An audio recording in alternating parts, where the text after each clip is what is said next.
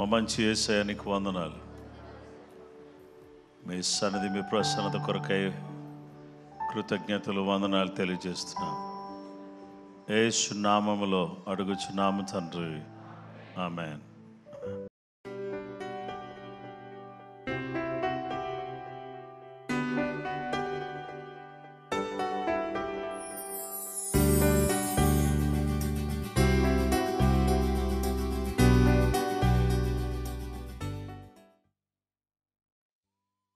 ముదమార ప్రభుని ముద్దాడదాం, మానక ప్రభుని సేవించదాం అని పాట పాడదాం.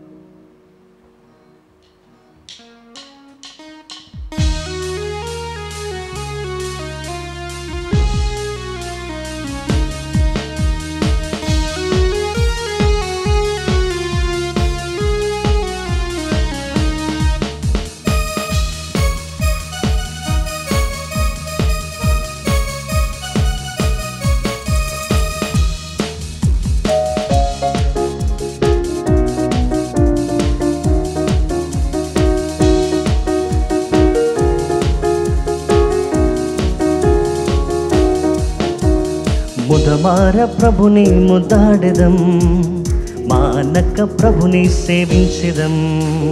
ముదమార ప్రభుని ముద్దాడెదం, మానక ప్రభుని సేవించెదం.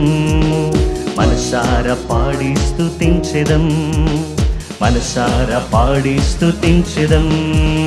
హల్లెలూయా హల్లెలూయా హల్లెలూయా హల్లెలూయా హల్లెలూయా హల్లెలూయా హల్లెలూయా హల్లెలూయా.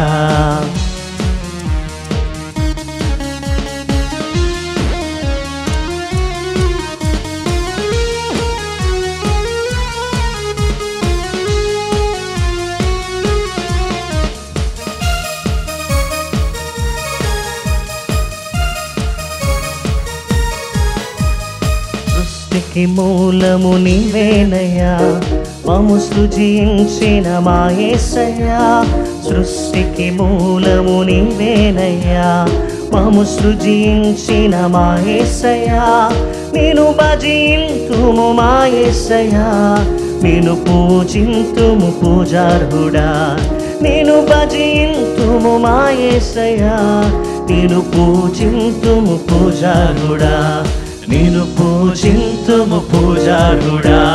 హల్లెలూయా హల్లెలూయా హల్లెలూయా హల్లెలూయా హల్లెలూయా హల్లెలూయా హల్లెలూయా హల్లెలూయా హల్లెలూయా.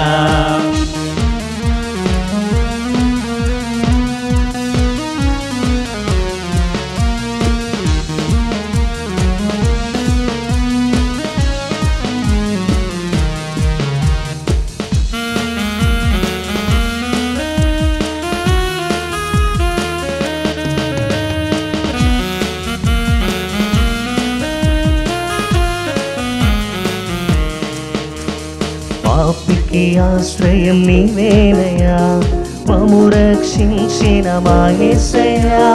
పాపికి ఆశ్రయం నీవేనయ్యా, మమ్ము రక్షించిన మా యేసయ్యా.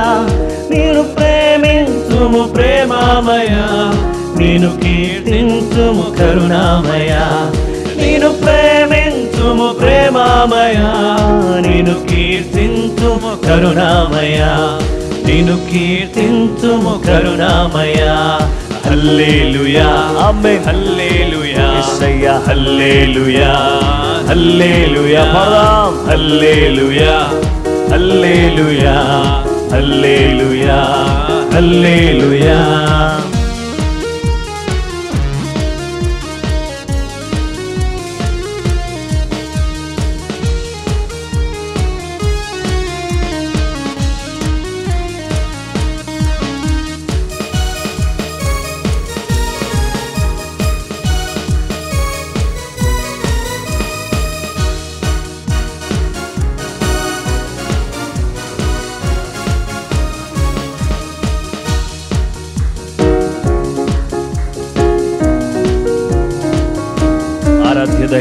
ఆరాధ్య దైవము నీవేనయ్యా, ఇహ పరములలో మా యేసయ్యా, ఆరాధ్య దైవము నీవేనయ్యా. ఇహ పరములలో మా యేసయ్యా, ఆరాధింతుము మా యేసయ్యా, ఆనందముతో అనునిత్యము. ఆరాధింతుము మా యేసయ్యా, ఆనందముతో అనునిత్యము. పడమా, ఆనందముతో అనునిత్యము. హల్లెలూయా హల్లెలూయా హల్లెలూయా హల్లెలూయా హల్లెలూయా హల్లెలూయా హల్లెలూయా హల్లెలూయా హల్లెలూయా. ముదమార ప్రభుని ముద్దాడేదం, పాలక ప్రభుని సేవించదం. ముదమార ప్రభుని ముద్దాడేదం, పాలక ప్రభుని సేవించదం. మనసార పాడి స్తుతించదం, మనసార పాడి స్తుతించదం. హల్లెలూయా హల్లెలూయా హల్లెలూయా హల్లెలూయా ఆమేన్. హల్లెలూయా హల్లెలూయా హల్లెలూయా హల్లెలూయా ఆమేన్. హల్లెలూయా హల్లెలూయా హల్లెలూయా యేసయ్యా నీకే స్తోత్రం. ఆమేన్. హల్లెలూయా హల్లెలూయా హల్లెలూయా హల్లెలూయా. అత్యున్నత సింహాసనముపై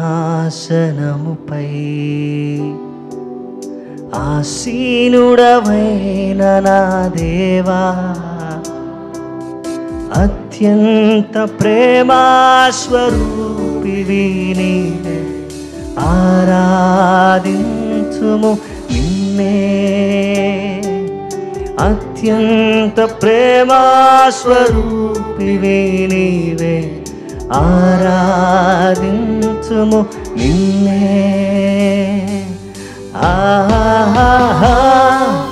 హల్లెలూయా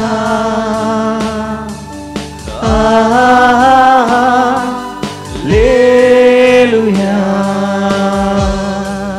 యేసు.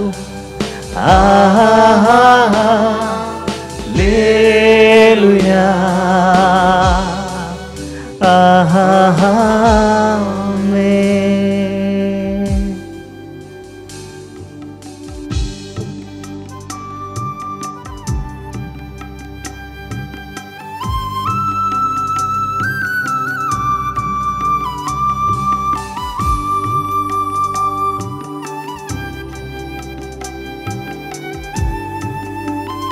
ఆశ్చర్యకరుడా స్తోత్రం. ఆశ్చర్యకరుడా స్తోత్రం, ఆలోచనకర్త స్తోత్రం. ఆశ్చర్యకరుడా స్తోత్రం, ఆలోచనకర్త స్తోత్రం. బలమైన దేవా, నిత్యుడవగు తండ్రి, సమాధానాధిపతి స్తోత్రం. యేసయ్యా బలమైన దేవా, నిత్యుడవగు తండ్రి, సమాధానాధిపతి స్తోత్రం. హల్లెలూయా యేసు. హల్లెలూయా ఆమేన్. హల్లెలూయా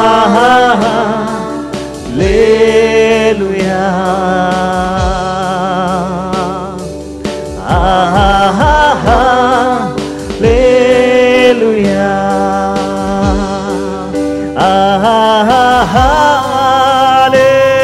హల్లెలూయా ఆమేన్. హల్లెలూయా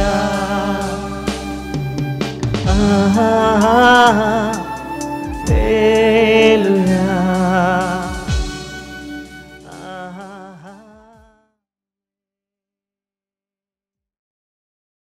ఈరోజు దేవుని యొక్క వాక్య భాగములో నుండి మన ధ్యానాంశం ఏంటంటే మెడిటేషన్ బ్రింగ్స్ బ్లెస్సింగ్స్. ధ్యానము తెచ్చు ఆశీర్వాదములు. దేవుని వాక్య భాగంలో నుండి 119వ కీర్తన 97వ వచనం నుండి 104వ వచనం వరకు మనం చదువుకుందాం.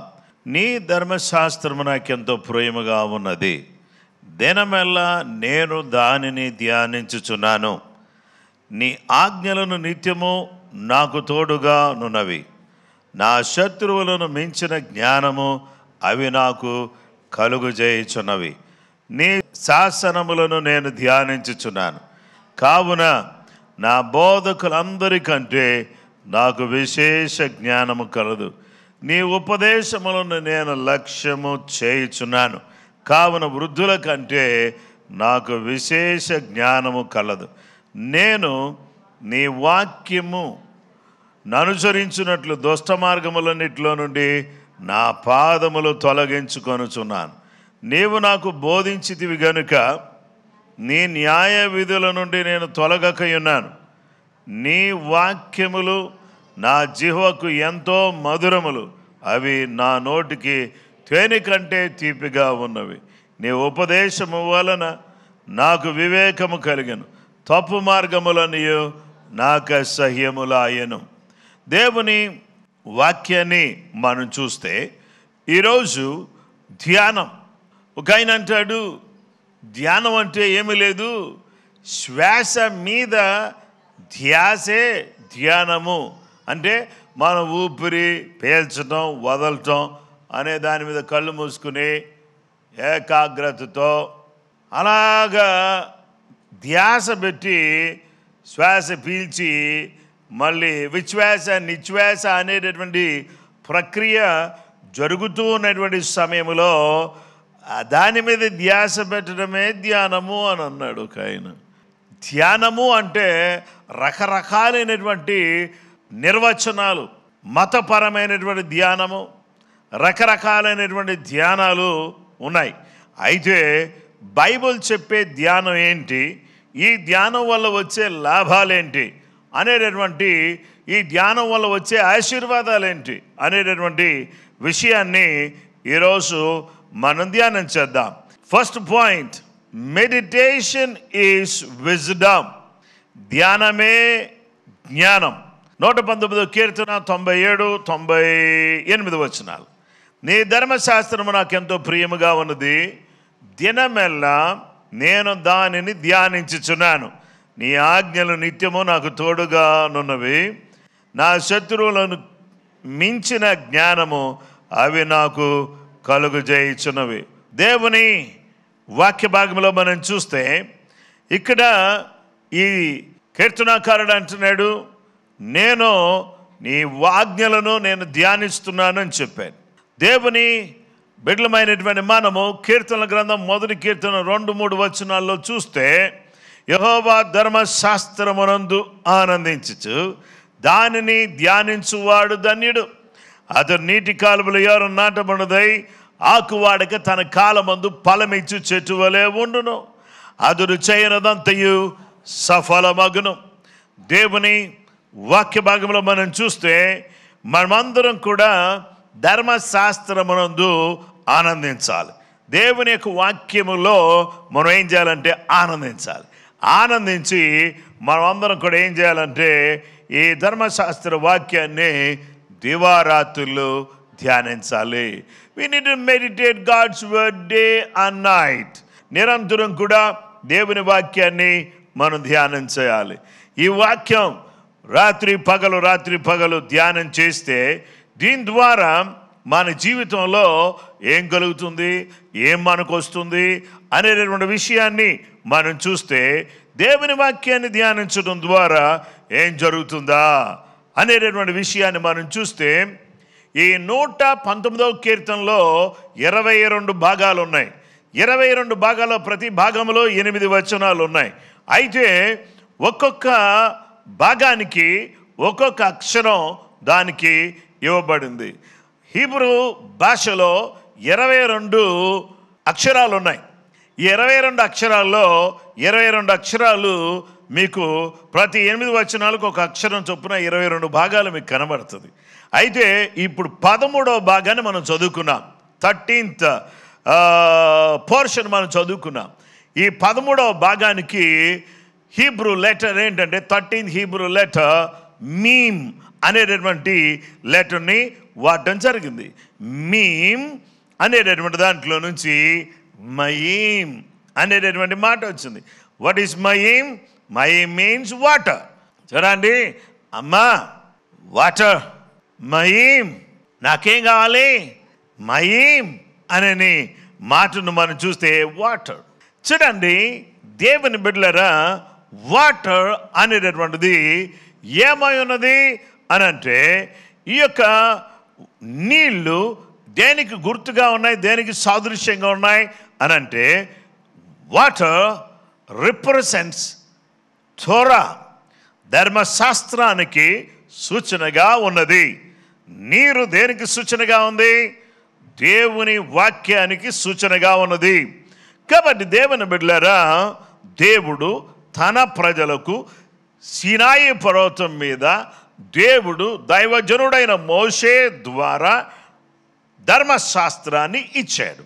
ఈ ధర్మశాస్త్రాన్ని మోషే ద్వారా ఇవ్వబడింది కాబట్టి ఈ ధర్మశాస్త్రం తీసుకుని ఈ ధర్మశాస్త్రాన్ని ధ్యానించువాడు ధన్యుడు అని, అతడు చేయనదంతయు సఫలమవుతుందని, దివారాత్రులు దాన్ని ధ్యానం చేయాల్సినటువంటి బాధ్యత మన మీద ఉన్నదని మనం గుర్తించాల్సినటువంటి అవసరత ఎంతైనా ఉన్నది.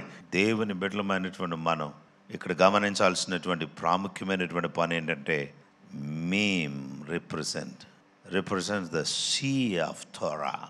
ఈ యొక్క సముద్ర తరంగాన్ని పోలినటువంటి దేవుని జ్ఞానంతోనూ దేవుని యొక్క వివేకముతోనూ నిండినటువంటి దైవ గ్రంథం. దీన్ని మనము ధ్యానిస్తే మనకు దేవుడు ఏమిస్తాడంటే జ్ఞానం ఇస్తాడు. ధ్యానమే జ్ఞానం. కాబట్టి దేవుని వాక్యంలో మనం చూస్తే మీమ్లో నుండి మమ్, అమ్మా అనే మాట వచ్చింది. మమ్మీ, మమ్, మీమ్లో నుండి మమ్. అయితే ఈ యొక్క తల్లి అనేటటువంటి ఈ మాట కూడా మీమ్లో నుంచి వచ్చింది. దేవుని బిడ్డలారా, ఫస్ట్ 40 days తల్లి గర్భములో పిండముగా రూపింపబడినటువంటి ఇనీషియల్గా ఫస్ట్ 40 days దేవుడు ఒక అద్భుతమైన రీతిలో నేను పిండముగా ఏర్పరిచేటటువంటి సమయంలో తల్లి గర్భములో అద్భుతమైన రీతిలో దేవుడు నిన్ను కాపాడాడు. దేవునికి స్తోత్రం.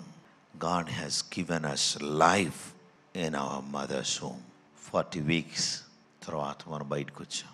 దేవుని మహాకృపను బట్టి ప్రియ సహోదరి సహోదరులారా, దేవుడు తన విశేషమైన కృపను బట్టి మనల్ని తన యొక్క ప్రేమతో తన యొక్క దయతో కృప చూపించి మనకు చూడండి, if you start reading God's word, if you start meditating God's word, you will going to receive wisdom.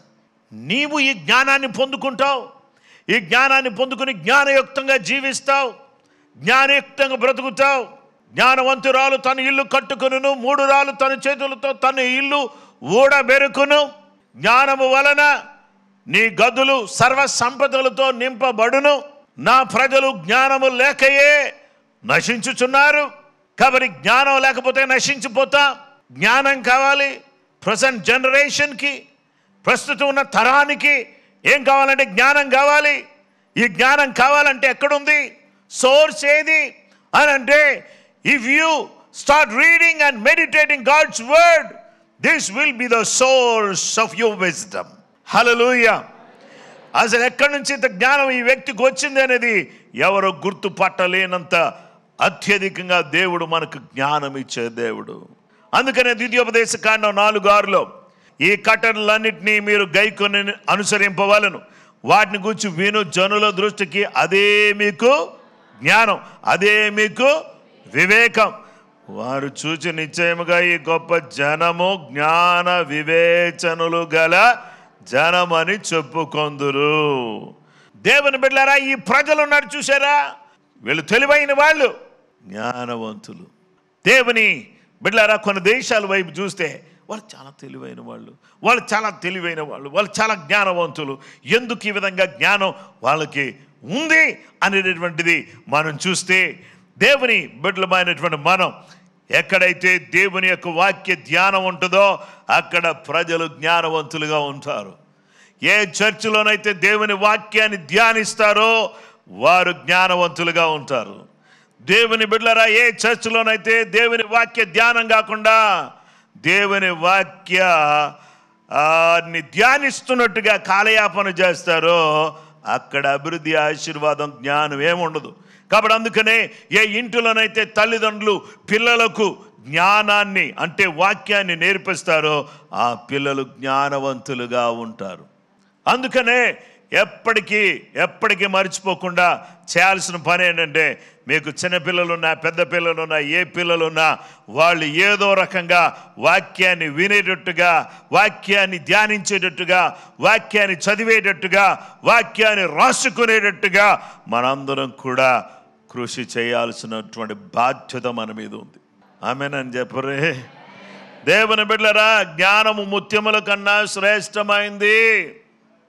వెలుగు గల సొత్తులేవి దాంతో సాటి కావు.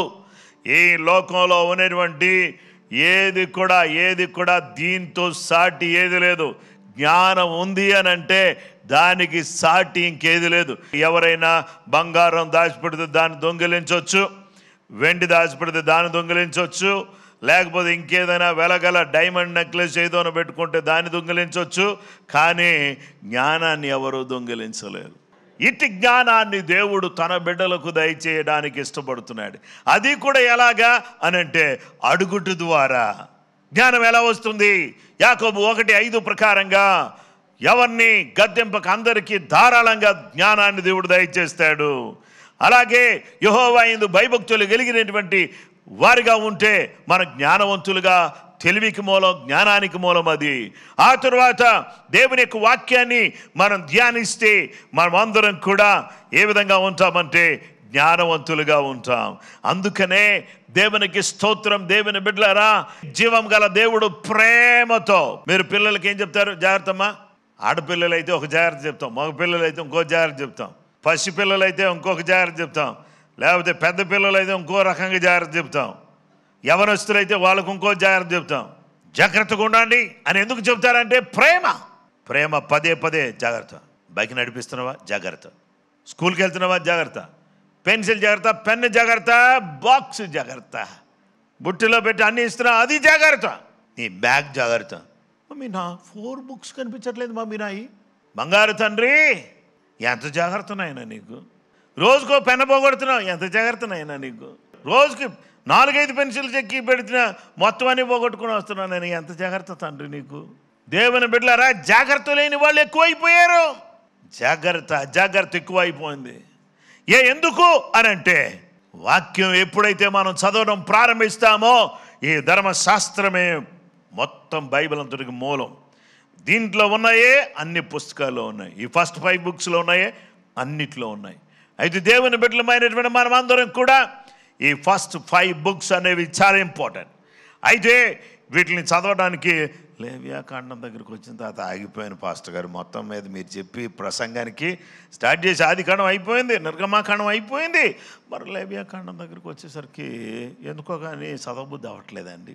చదవబుద్ధి అయినా చదవబుద్ధి కాకపోయినా కానీ చదువుకుంటూ వెళ్ళిపోతే మంచిది. నేను అనుకున్నా అసలు నిజంగా దేవుడికి ఇవన్నీ అవసరమా, ఇవన్నీ బోలులు ఇవన్నీ రాయడం అవసరం, నాకు అసలు ఏం అర్థం కావట్లేదు అని అనుకున్నాను నేను ఒకప్పుడు. అయితే ఇది ఎంత అర్థంతో కూడినటువంటి మాటలు దీంట్లో రాసి పెట్టాడా అని చాలా కాలం తర్వాత నాకు అర్థమైంది. అబ్బా ఎంత అద్భుతమైనటువంటి గ్రంథం లేవియాకాండం, ఎంత అద్భుతమైనటువంటి గ్రంథం సంఖ్యాకాండం. ఇలాగా మనకు అర్థం కానంత మాత్రంలో అది మంచిది కాదు అని అర్థం కాదు. అది చాలా శ్రేష్టమైంది. దేవుని పిల్లలమైనటువంటి మనమందరం కూడా నేర్చుకోవాల్సినటువంటి సత్యం ఏంటంటే దేవుని వాక్యము అనేటటువంటి దాన్ని మనము ధ్యానిస్తూ ఉంటే మనకు దేవుడు జ్ఞానం ఇస్తాడు. ఆమేన్. తిమోతిని గురించి పౌలు గారు ఈ విధంగా అంటున్నారు. 2 తిమోతి 3:14-15. తిమోతి తల్లి పేరు యూనైకే, అలాగే తిమోతి అవ్వ పేరు లోయి. లూయిస్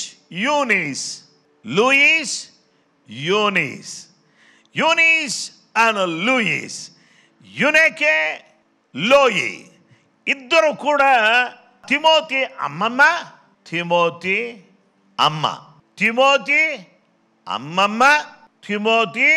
అమ్మ. గ్రాండ్ పేరెంట్స్ అనేటటువంటి వాళ్ళు మీకు మనవాళ్ళు మనవరాళ్ళు కానీ వస్తూ ఉంటే గ్రాండ్ పేరెంట్స్ గుర్తుపెట్టుకోవాల్సింది. పేరెంట్స్కి ఉన్నప్పుడే బైబిల్ చదవలేదు. గ్రాండ్ పేరెంట్స్ అంటే చెట్టి చిలకమ్మ అమ్మ కొట్టిందా అది ఎవరైనా చెప్తారు. యెహోవా నా కాపరి, నాకు లేమి కలుగదు, పచ్చిక గల చోట్ల ఆయన నన్ను పొరుండ చేయుచున్నాడు, శాంతికరమైన జలముల యొద్ద ఆయన నన్ను నడిపించుచున్నాడు. ఇది చెప్పమ్మా. చాలామంది గ్రాండ్ పేరెంట్స్ అయ్యారు, సుఖం లేదు వాళ్ళతో. వాళ్ళ ద్వారా నడు చాక్లెట్ కొంటున్నావు తింటావా, ఐస్ క్రీమ్ ఇప్పించాలా, ఏమైనా కొనిపించాలి, ఈ మాత్రం చేయగలుగుతావు నువ్వు. అంతకంటే నీ ద్వారా ఏమీ ఉపయోగం లేదు నీ మనవాళ్ళకి కానీ మనవరాళ్ళకి కానీ. ఎందుకు నువ్వు ఏనాడైనా వాక్యం చదివిన దానివా? చదువు రాదని కాదు, చదువు వస్తుంది నీకు. కానీ ఎప్పుడైనా మనసు పెట్టి వాక్యం చదివేవా? ఇప్పుడైనా చదువు, కనీసం నీ గ్రాండ్ చిల్డ్రన్కైనా ఉపయోగపడతావు. ఎలాగో నీ పిల్లలకు ఉపయోగపడలేదు, ఈరోజైనా మారు, ఈరోజైనా వాక్యం చదువు, నీకు ఉపయోగపడుతుంది. నీకు అవి దీవెనకరంగా ఉంటాయి, జ్ఞానం వస్తుంది, తెలివి వస్తుంది. దేవుని బిడ్డలారా, ధ్యానమే జ్ఞానం. కాబట్టి దేవుని సన్నిధిలో యూనేకే లోయి ఇద్దరు కూడా ఏం చేశారో చెప్తాను.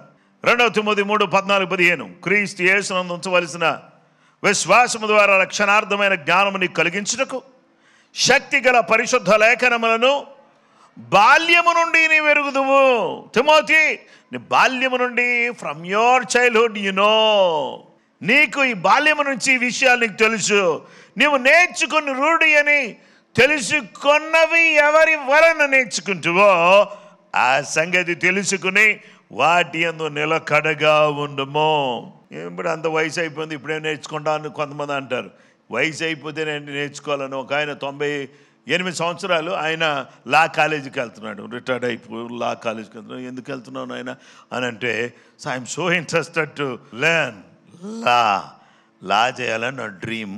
ఇప్పుడు టైం దొరికింది, ఇప్పుడు వరకు రిటైర్ అయ్యాను, అయిన తర్వాత మళ్ళీ జాబ్ చేశాను, ఇప్పుడు ఫ్రీ టైం దొరికింది. 98 ఇయర్స్లో నువ్వు లా చదివి ఏం చేస్తావు నాయన, ఎవరిని ఉద్ధరిస్తావు అంటే, just I want to know, that's all అని చెప్పేసాను అన్నాడు.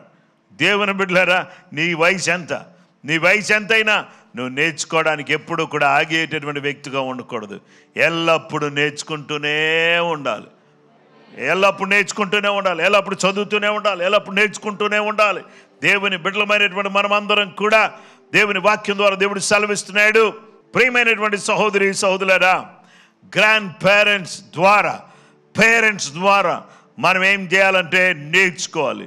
నేర్చుకుని ఉండడం ద్వారా మనం అందరం కూడా ఎలా ఉండొచ్చు అంటే జ్ఞానం దేవుడు అనుగ్రహించేటటువంటి జ్ఞానం కలిగినటువంటి వారిగా మనం బ్రతకాలి.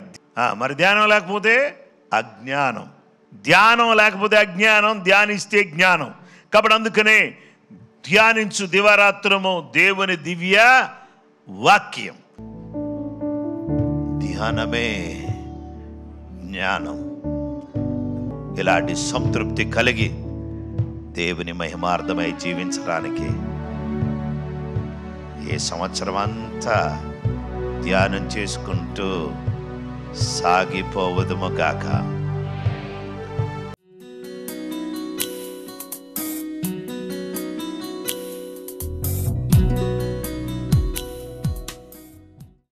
ప్రార్థన చేసుకుందాం.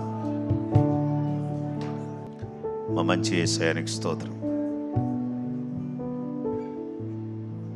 ఇశ్రాయేలు ప్రజలు మార్గం తొలగిపోకూడదని ప్రేమతో వారికి ఇచ్చిన సూచనలు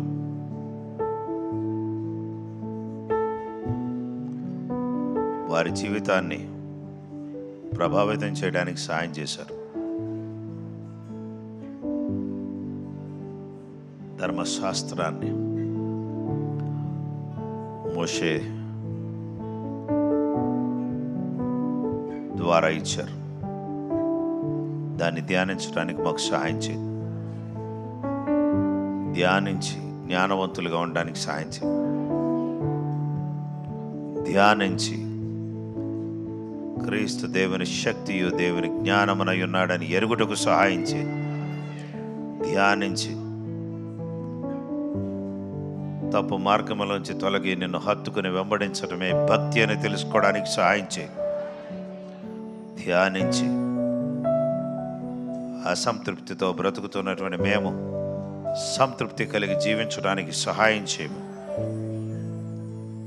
అంతా ధ్యానంలోనే దాగి ఉందనే సత్యాన్ని ఎరిగి నిరంతరం ధ్యానిస్తూ బ్రతకడానికి నీ కృప మా అందరికీ దయచేయము. యేసు నామములో అడుగుచున్నాము తండ్రి, ఆమేన్.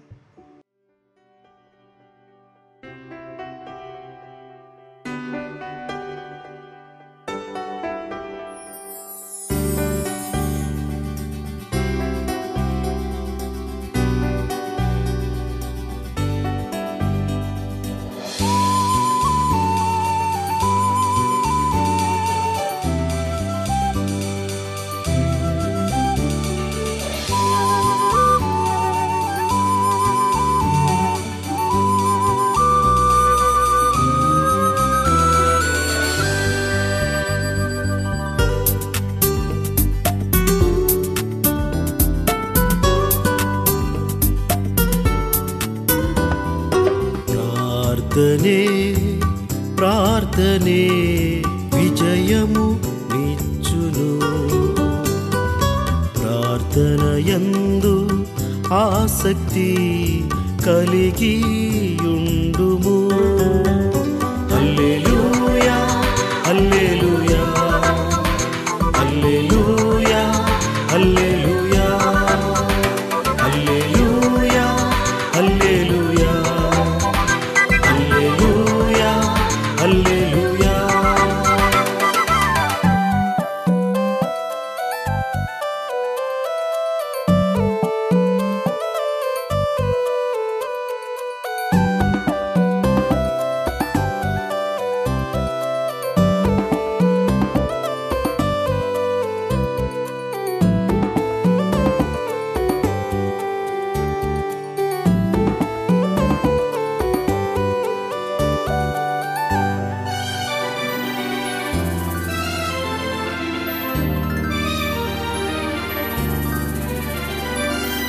పెనూయేలులో యాకోబు ప్రార్థించగా కన్నీటిని తుడిచి ప్రభువు దీవించెగా.